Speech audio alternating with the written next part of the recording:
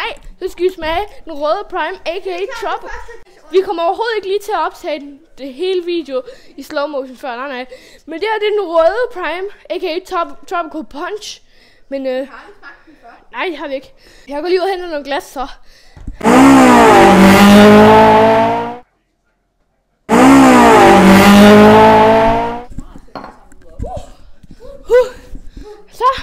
Så er vi klar. Er du klar? Hørte I det? Nej, nok ikke, fordi vi havde allerede åbnet den. Ui, den er faktisk pink. Det vidste vi overhovedet ikke. Jeg tager som 3, 2, 1. Vi ved overhovedet ikke, hvordan den smager. Vi ved heller ikke, hvordan den scorer.